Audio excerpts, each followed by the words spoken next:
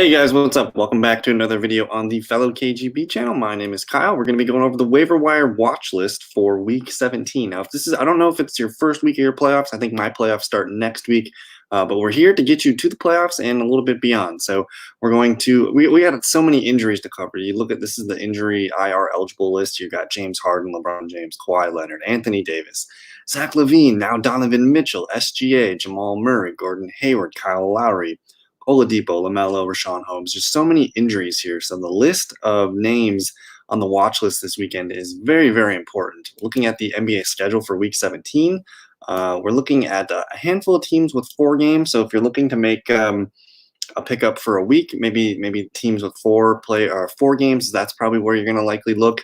But then next week, we're going to see a few teams with 5 games. That's going to be Dallas, OKC, and Toronto. So we'll get to that next week. But for this week, a handful of teams with 4. I would try avoiding teams with 3 if you're looking for the whole week perspective.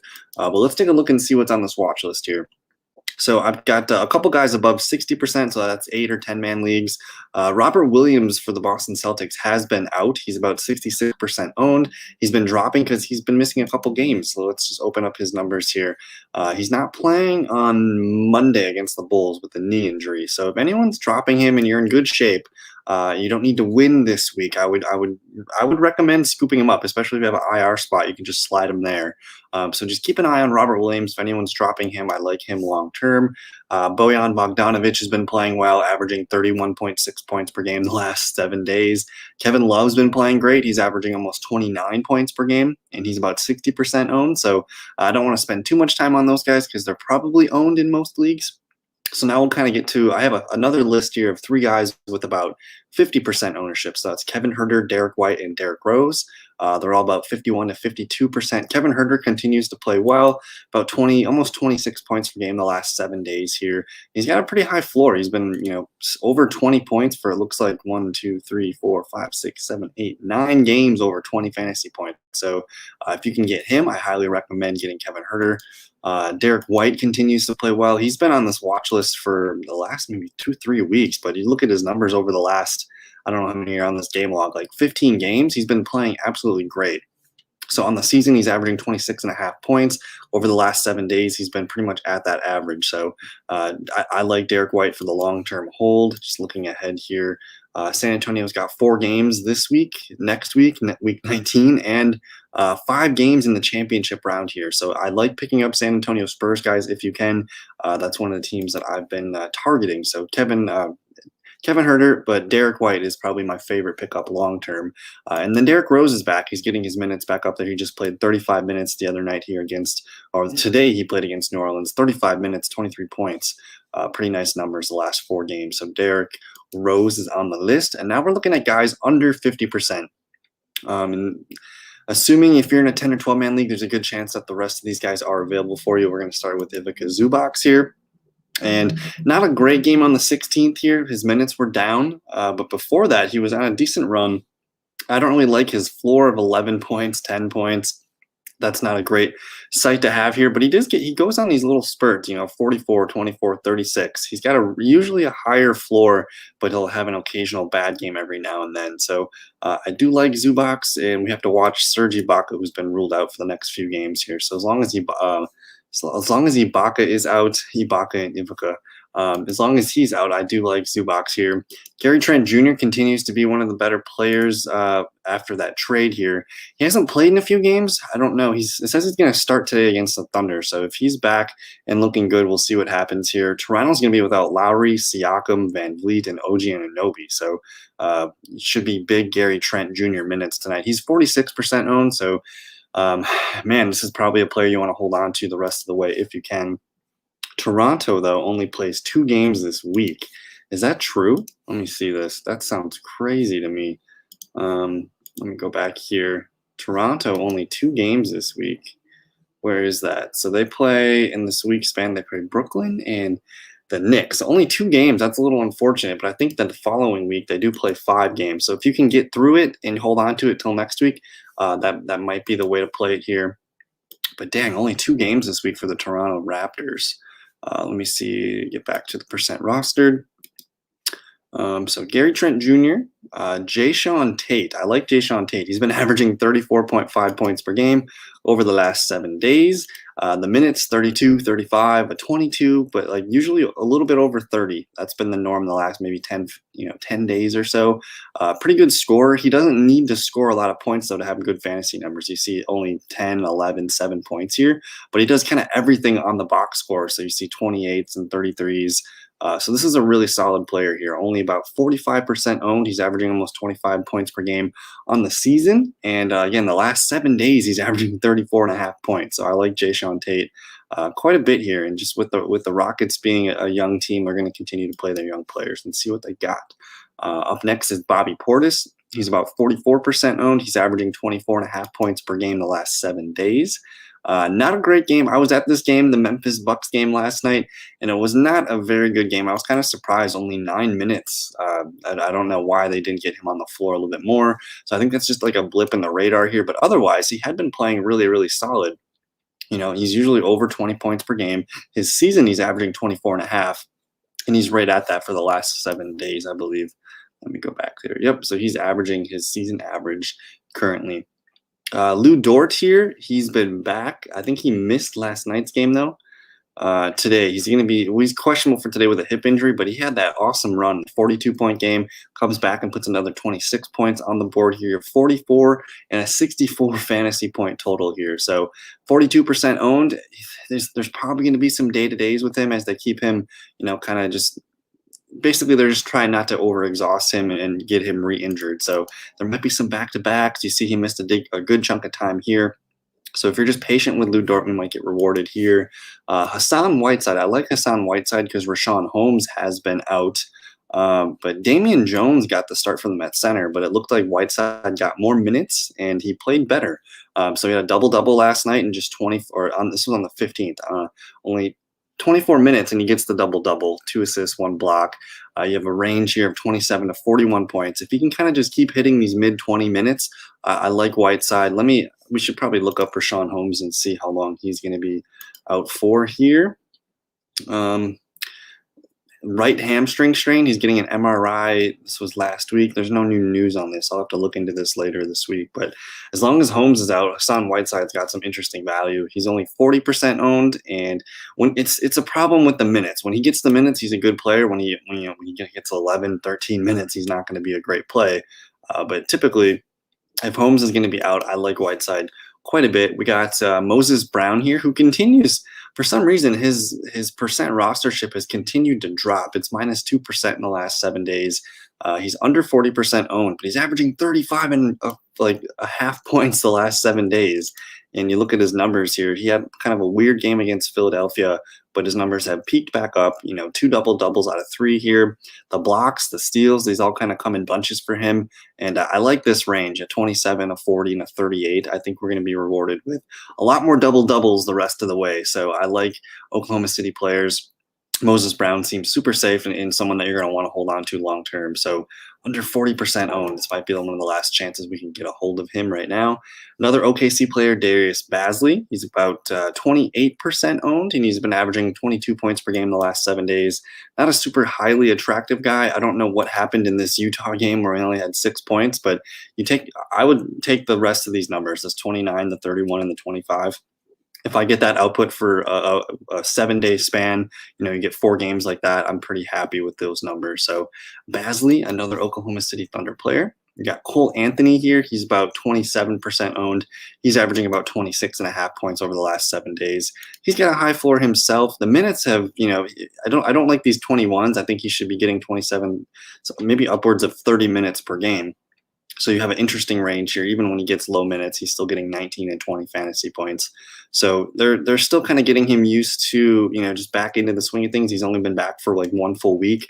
So maybe we see his workload start to ramp up. Only 27% owned. So I like Cole Anthony quite a bit here. You got Nerlens Noel. And Nerlens Noel, 26% owned, but over the last 7 days, he's been averaging 35 points per game here. I'm seeing 35.5. You see a 29, a 25, a 38, and a 43. Just those are the last 4 days, or 4 games, but the minutes have been around 30. He doesn't get a lot of double doubles. It seems like he rotates. He either has a good points game or a good rebounding game. But we love the blocks. With just look at all the blocks he's been accumulating. Those are 3-point blocks for most scoring systems. Categories go get Nerlens Noel. Again, only 26% owned. We got the rookie here, Saddiq Bey. He's been averaging 28 fantasy points per game, and he's only 26% owned. And we've kind of just been talking about the Detroit Pistons as a team here. They do end up playing in Week 19, which might be a pretty popular week for playoff pickups. But Detroit does play 5 games in Week 19. They do have 4 this week, but that Week 19, we're going to be interested, I think, in a handful of Detroit Pistons players. But Saddiq Bey, let me see here. Not a great game last night, only 14 points. But before that, he was on a nice little streak here of 34, 26, 36, 26, 22, and 26. And what I like about him is the minutes are going to be over 30 usually. I don't know what happened against Washington the other night here. Maybe it was just kind of a out-of-reach game, and they're just taking some different approaches. But we'll move on here to Jalen Mcdaniels. We talked about McDaniels last week. He's averaging 24 points per game on the last 7 days, and he's only 22% rostered. You look at what he's been doing here over the last handful of games, it's a solid over 20 points per game in fantasy. So if this is your worst player in a 12-man league, I think you're happy there. And I guess as we're getting, to these 20%ers, like these are the 12-man league players that I think can help you out quite a bit here. They should be available. Malachi Flynn continues. See, I messed up because I cut Malachi Flynn when I saw Kyle Lowry come back, and now that I don't even think Van Vliet's back yet. So it's a little bit frustrating. But Malachi Flynn, ever since the start of April, has just been on the ball here. He's getting well over 30 minutes per game. He's a pretty good scorer, but I like his the ball in his hand for assists. Like he's really good at just kind of helping everyone else and space the floor. And he gets some steals. The blocks, you're not getting him from the blocks, but he's not afraid to rebound. He's just kind of productive with everything here. So he's as long as Van Vliet and Lowry are doing what they're doing, Malachi Flynn has some use.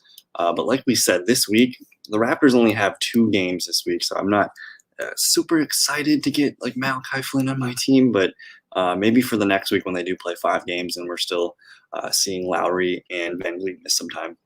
The next 2 guys, some veterans, Marcus Morris and Josh Jackson. They both about 21% owned. Marcus Morris Sr. is actually averaging 32.5 the last 7 days. Josh Jackson about 28. Now, my favorite probably pickup towards this time of the year right now, and especially this week, might be Isaiah Stewart.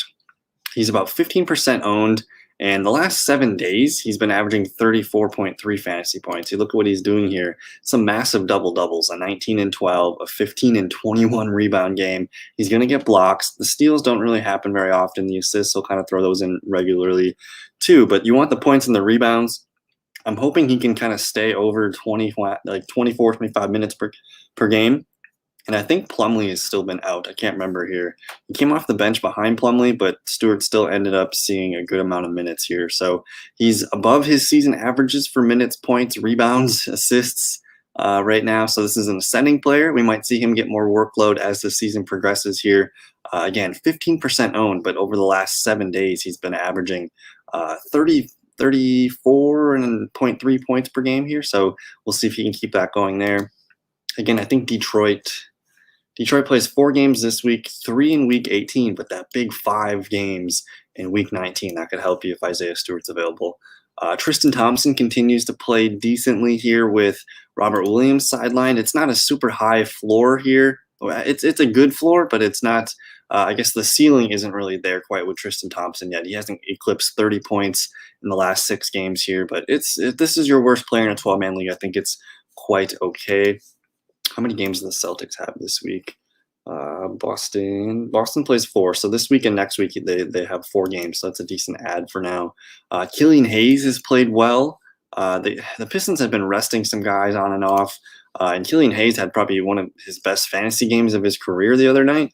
It was 9 points, 4 boards, 7 assists, but 5 steals. If those are 3-point steals for you, that's a pretty fun night. So I like Killian Hayes. They've been resting him though on like back-to-backs and stuff like that. So he didn't play last night. Maybe tomorrow he does end up playing. So I like Killian Hayes. Again, he's gonna be one of those guys that gets more run as the season progresses here. But I'm not sure I'm excited about the on and off again situation with resting him, but definitely keep an eye on him.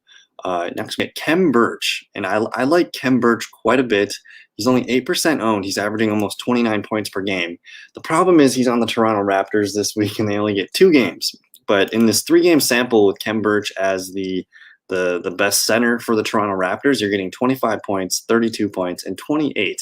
Now, again, only 2 games this week for Khem Burch, but man, next week we're going to get 5. So I think if you can maybe hold on to adding Khem Burch until later this week, so you have him for the next week, because I don't think a lot of people are going to be all over the Raptors this week.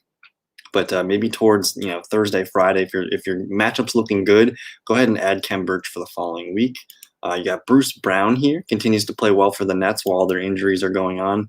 The minutes, he's got an increase in minutes from his season stats. The last 7 days, he's got 25 minutes per game, over 10 points, over 7 rebounds, almost 4 assists.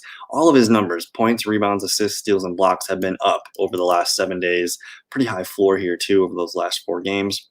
And just the way the Nets are right now, I think we're going to continue to see Bruce Brown play well. Naji Marshall here for the New Orleans Pelicans. I don't know too much about this, but he's been getting a ton of minutes just like the last couple weeks, and it's kind of hard to notice. He does have a random, bad game every now and then, 10, 12, 13 points, but he'll put up almost a double-double most nights here if he gets consistent minutes. So someone that's not very high profile name there, but someone to keep an eye on for sure. Jared Vanderbilt has been playing well. I think it's mostly related to Karl Anthony Towns, but the minutes, around 20 minutes per game. His points aren't going to be great here, but he's a really good rebounder and shot blocker. He's also pretty good with the steals too here. So someone to keep an eye on. He's only 3% owned, averaging 30 points per game over the last 7. Now we get Ferkin Korkmas here, who's been playing. He's been scoring the ball really, really well. He's kind of been an inconsistent player this year, but the last week he's kind of turned it around. You look at these last 4 games, 36, 23, 28, 44 points per game. I don't know if I love it, but man, if he's going to get over 30 minutes, that's something to consider here. So Tobias Harris was, let's see here. Tobias Harris was out, and so was Seth Curry. So that's why he's been seeing a slight uptick in minutes. And then the last guy here is this one's interesting. Vernon Carey Jr. Now it's really his first career start the other night here on the 16th, but he gets 35 minutes, 21 points, 6 rebounds for 33 fantasy points. So this one's interesting. PJ Washington was out.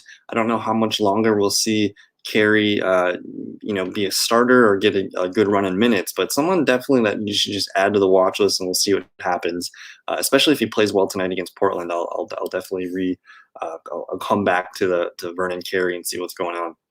But I don't know. We're going on about 18 minutes here. This was a nice in-depth waiver wire show. So if you guys got questions, let me know in the comments below. Don't forget to like the video, subscribe if you are new, and I don't know. We'll see you guys live on Tuesday night Hangouts, and we'll also have our Thursday night. So I don't know. Thank you for watching. We'll see you guys in another video. Thanks. Peace.